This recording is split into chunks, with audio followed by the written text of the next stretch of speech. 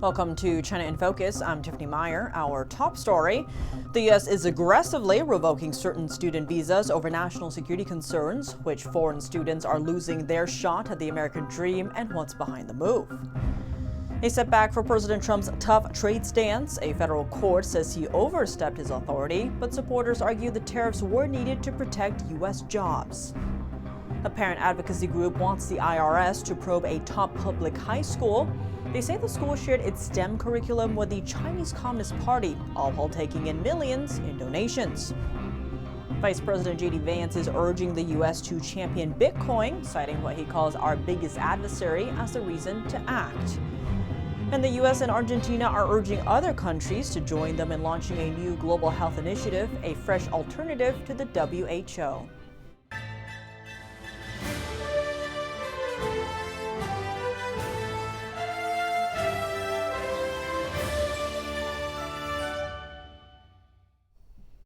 Hundreds of thousands of Chinese nationals are studying in the U.S., but now some may be heading home. Secretary of State Marco Rubio says the U.S. will start revoking visas for Chinese students, especially those linked to the Chinese Communist Party. NTD's Daniel Monahan has more. Secretary of State Rubio announced on X that the visa revoking would relate to Chinese students, including those with connections to the CCP or studying in critical fields. The State Department says it will work with Homeland Security to aggressively revoke the visas. The State Department says the Chinese regime monitors Chinese students, mobilizing them through the Chinese Students and Scholars Association, or CSSA. Some CSSA branches in the United States have openly admitted that they are directed, supported, or financed by Chinese consulates. These students have been known to try to shut down human rights events or speeches organized by Chinese dissidents. And the FBI warns on its website that the CCP uses its postgraduate students and postdoctorate researchers in fields like engineering, science, and mathematics to collect intellectual property, calling China the world's leading IP thief. The agency estimates the annual cost to the U.S. economy from IP theft, counterfeit goods, and pirated software is up to $600 billion. Rubio's announcement comes 2 months after House Republicans introduced the Stop CCP Visas Act of 2025, which would bar Chinese nationals from receiving student visas over national security concerns. Congressman Riley Moore says about 300,000 Chinese students come to the U.S. annually. Moore says the CCP's 2017 National Intelligence Law requires all Chinese organizations and citizens to support, assist, and cooperate with state intelligence work, both at home and abroad. In other visa news, the U.S. will impose visa bans on foreign nationals it deems to be censoring Americans. Secretary of State Marco Rubio made the announcement on Wednesday. Rubio says it is unacceptable for foreign officials to issue or threaten arrest warrants for social media posts made on U.S. soil. He also said it is unacceptable for foreign officials to demand that American tech platforms adopt global content moderation policies or engage in censorship activity that reaches into the United States. Daniel Monahan, NTD News. For years, many Chinese Communist Party officials have sent their children to American universities. Xi Jinping's daughter, for example, attended Harvard under a cover name. Only a few administrators and professors knew her true identity before she graduated in 2014. Another notable figure is Liu He, a top CCP official and economist who served as China's vice premier. He also studied at Harvard before leading China's trade negotiations with President Trump during his first term. China's foreign ministry slammed the new U.S. visa rules Thursday and launched official protests with Washington. Meanwhile, concerns over Chinese students studying in the U.S. have grown after several legal cases. Back in 2020, a former Boston University student who came through an exchange program was charged with hiding her military background on her visa application. She reportedly had extensive ties to the Chinese military and was accused of sending U.S. documents to China in addition to gathering military intelligence. Then, in 2024, 5 Chinese students at the University of Michigan were charged after misleading investigators about a trip they took to a remote military site. Later that same year, another Chinese national was arrested in California. He allegedly shipped military goods to North Korea and overstayed his student visa. These incidents have fueled national security concerns, leading to stricter federal regulations on Chinese students studying in the U.S. Just how deeply are U.S. universities involved in research partnerships with Chinese universities tied to Beijing? NTD's Carrie Dunst spoke with Adam Savit, director of the China Policy Initiative at the America First Policy Institute, for more insight. Adam, thanks for joining us this morning. Rubio's new plan to revoke these student visas, what's your thoughts on that? My thoughts is it's wonderful. It's better late than never. Now, we don't have many details on this. As your reporter pointed out, we know that a focus will be on CCP party members, as well as students engaged in critical fields. Now, that could include fields like artificial intelligence, robotics, quantum computing, the sensitive fields that go into our defense complex, and also that go into the Chinese defense industrial complex. And unfortunately, I always like to highlight a pioneering report by the House China Committee, which pointed out that these things are not hidden. We have our state universities have open research relationships with universities in the CCP that directly play into the People's Liberation Army's research plans. Now, several of these since the report have shut down, among them the University of Michigan, as well as UC Berkeley. But part of the aspect is getting these individual students expelled, but also we have entire institutional aspects that are devoted to this question as well. Now, Adam, you said nobody knows yet how this might be implemented. You're mentioning elements of China's unrestricted warfare, which I believe our outlet is among the leaders in covering. I want to understand if CCP members and critical fields, if you're to pull students out, I mean, you cannot really get ahead in Chinese society if you're not a CCP member, and they're all studying engineering and critical fields, and there's a pipeline of them coming, through applications, and the Chinese government is giving so much in donations to many of these elite universities. So how do you just flip the switch? What does this look like? No, that's a great point. Absolutely. As far as the Chinese government is concerned, the entire point of the presence of these students is to engage in that important research. Now, under their intelligence law, when they come home, sometimes they reproduce the exact research that they had done in the United States, and so that the CCP can glean that information, or under that law, the work that graduate students and researchers, even undergraduate students, when they come home, they're screened and they grab that information. Now, whenever we get the mechanism, whatever it may be, with the State Department, with DHS, whenever we get that mechanism, we're going to see actually how many of those students are direct party members or directly in communication with the CCP. But this is a tragic part of it overall, which is that we're talking about, I think this year, 277,000 Chinese students in the United States. I want to say the vast majority of those do not have malign intent. They are people that just want to get ahead, want to learn, want to further their own careers. But again, the structures within the CCP make it impossible to simply allow them to study here without being screened. And again, it's going to be interesting. Number one, it's going to be great because it's going to start screening out these malactors, but it'll be quite interesting to see what percentage of them are actually affiliated with the CCP and what percentage are actually engaged in that critical research area. Well, Adam Savit, appreciate your analysis this morning. Thank you. Thanks a lot. A federal trade court just blocked President Trump's sweeping Liberation Day tariffs, saying he overstepped his authority by using emergency powers. The court ruled only Congress can set import duties. The Trump administration is appealing. Here's the latest. You bring it up, Howard. The U.S. Court of International Trade in New York has ruled President Trump exceeded his authority when he imposed a wide range of tariffs on imports earlier this year. The judges said the law Trump used, the International Emergency Economic Powers Act, or IEPA, doesn't give a president the right to impose tariffs like the one he announced in April. In April, Trump declared a national trade emergency and used that to launch tariffs on nearly all U.S. trading partners, including a 10% baseline tariff and higher rates on countries like China, Mexico, and Canada. IEPA does allow the president to regulate imports, including increased import levies under extraordinary circumstances like a national emergency. But the panel of judges said the law does not authorize any of the worldwide retaliatory or trafficking tariff orders issued by President Trump. The ruling was a win for 12 states and several small businesses that argued only Congress, not the president, has the power to collect duties on imports. The court also rejected the administration's argument that this was a national security issue that the courts couldn't rule on. In response to the ruling, a White House spokesman told the Epoch Times, quote, "It is not for unelected judges to decide how to properly address a national emergency. The spokesman added, "Foreign countries' non-reciprocal treatment of the United States has fueled America's historic and persistent trade deficits. These deficits have created a national emergency that has decimated American communities, left our workers behind, and weakened our defense industrial base." The Trump administration appealed the ruling almost immediately.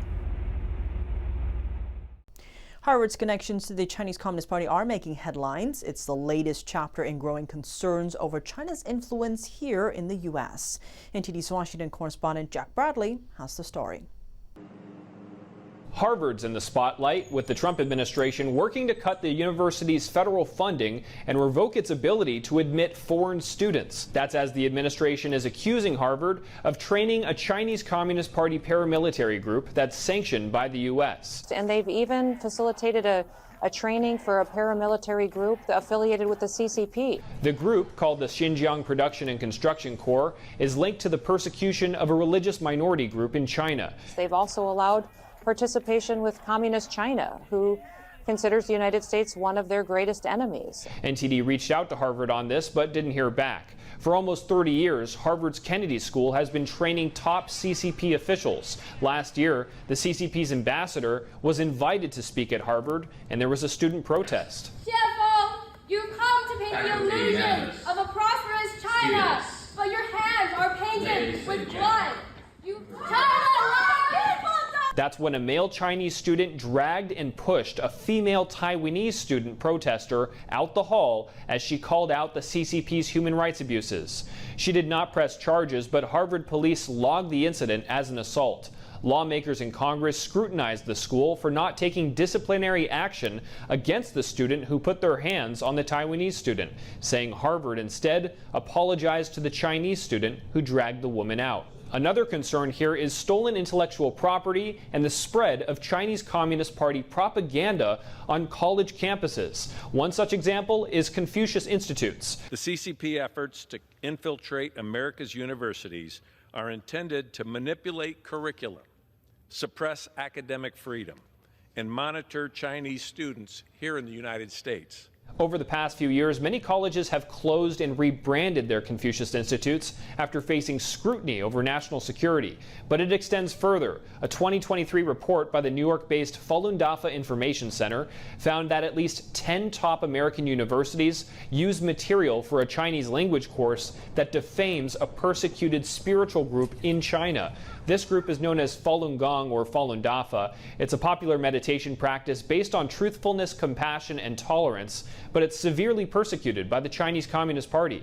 Across the country, over in Stanford University's own school newspaper accused the Chinese regime of inserting spies on campus, tasked with stealing the school's intellectual property, from the school's research projects to software and other technology. The Chinese state that uses Chinese students and Chinese individuals inside the United States to violate conflicts of commitment, conflicts of interest, and do things and incentivize them to be able to come back and provide the kinds of technologies and things that they would be otherwise denied through export controls and other areas. There's a Chinese national intelligence law from 2017 that requires all of its citizens to share intelligence with the CCP. We found out that all these universities getting money from China, so China tried to influence or steal. The university told NTD that they are working with federal law enforcement on this, and they also said it's important to distinguish the threats posed by the Chinese Communist Party and the Chinese people, faculty, and students who are really there to learn and contribute to their communities. Reporting from Washington, D.C., Jack Bradley, NTD News. A parent advocacy group is calling on the IRS to investigate a top public high school in Northern Virginia. They allege the school has shared its STEM curriculum with the Chinese Communist Party while accepting millions in donations. NTD's Arlene Richards has the details. Parent advocacy group Defending Education is asking the IRS to investigate an elite public high school's nonprofit fund. The fund is registered as a 501c3 nonprofit. The group accuses Northern Virginia's Thomas Jefferson High School for Science and Technology of providing its world-class STEM curriculum to 3 Chinese entities linked to the Chinese Communist Party. In a letter to the IRS on Tuesday, the group states that from 2014 to 2021, the The three organizations transferred $3.6 million to the school's Thomas Jefferson Partnership Fund. They further claim that the CCP-linked entities have in turn set up at least 20 so-called Thomas schools that operate in China today. According to the group, those transfers should have been treated as taxable business revenue. But the fund used its nonprofit status to pass through business transactions with CCP entities. They're asking the IRS to strip the fund of its tax-exempt status and force it to pay taxes on its business income. Arlene Richards, NTD News. Vice President JD Vance says China's opposition to decentralized cryptocurrency is exactly why the U.S. should fully embrace them. Speaking at the Bitcoin 2025 conference in Las Vegas, Vance outlined the administration's plans to bring cryptocurrency into the mainstream economy. Take a look. We know that the PRC doesn't like Bitcoin. The People's Republic of China doesn't like Bitcoin. Well, we should be asking ourselves, why is that? Why is our biggest adversary such an opponent of Bitcoin? And if the Communist Republic of China is leaning away from Bitcoin, then maybe the United States ought to be leaning into Bitcoin. And that's one of the things that we're going to be doing. Vance said that Bitcoin would be a strategically important asset, adding that the U.S. should build on its lead over the Chinese regime. Now, Vance says around 50 million Americans already own Bitcoin, and soon will be more. And he said cryptocurrency represents, quote, a hedge against inflation and political persecution due to its decentralized nature. He was referring to people being denied financial services for their political views in the past. Now, the Chinese regime banned cryptocurrency trading and investments in 2019, and its central bank in 2021 announced a crackdown on all cryptocurrency activity. Vance said, quote, with President Trump, crypto finally has a champion and an ally in the White House. Coming up, the U.S. and Argentina are urging other countries to join them in launching a new global health initiative, a fresh alternative to the W.H.O. U.S. Customs is holding up seafood from a Chinese fishing vessel at all ports. Details on why. Defense Secretary Hegseth is arriving in Singapore for a key summit. He's there making the case that the U.S. is Asia's most trusted defense partner, not China. That and more here on China in Focus. Welcome back to China in Focus. I'm Tiffany Meyer. The U.S. and Argentina are calling on other nations to follow their lead in leaving the World Health Organization, and they're proposing a new alternative. U.S. Health Secretary RFK Jr. says despite Washington's heavy funding, the organization has bowed to political pressure from Beijing. NTD's Melina Weisskopf breaks down the main concerns and what this new alternative means. The top concerns from Argentina and U.S. officials is that the WHO isn't working in the best interest of the global public. They mainly criticize the way the organization handled the COVID-19 pandemic. In a joint statement just yesterday, health secretaries from both countries said the WHO's handling of the COVID-19 pandemic revealed serious structural and operational shortcomings that undermined global trust. They also said the organization now relies too much on voluntary contributions and has become a political arm rather than dedicated to a science-based approach to health. This is why they say a new science-based leadership in global health is needed. Now, of course, during the time of the COVID-19 pandemic, there were many around the world, especially here in the U.S. and in Congress, that were critical of China's extensive influence in the organization when that COVID-19 pandemic emerged. And what's more, the Health Secretary RFK Jr. said the U.S. funds that organization too heavily, more heavily than other nations, but that it's still bowed to political pressure from the CCP. This all became obvious during the COVID pandemic when the WHO, under pressure from China, suppressed reports at critical junctures of human-to-human transmission and then worked with China to promote the fiction that COVID originated from bats. We want a free international health cooperation from the straitjacket of political interference by corrupting influences of the pharmaceutical companies of adversarial nations and their NGO proxies. Now, he also said that they're already in talks with other like-minded countries, though he didn't specify how many other countries outside of Argentina are interested in getting involved in this new global health initiative. Additionally, they haven't yet made public an official name for this new global health group. Reporting from Washington, D.C., Melina Weisskopf, NTD News.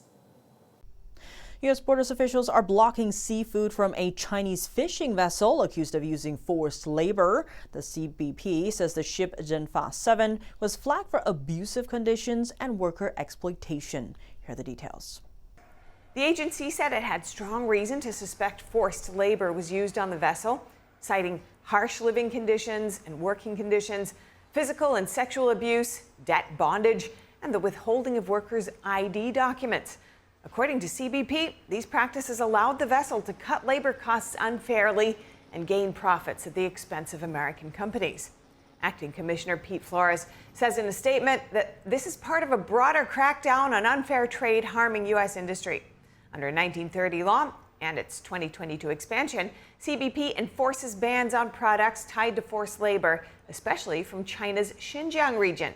CBP currently has 52 active bans in place. Nearly 70% of those are linked to Chinese entities.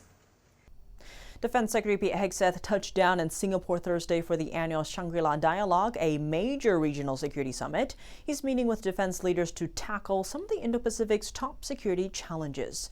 But Beijing says it won't be sending Hegseth's Chinese counterpart to the talks.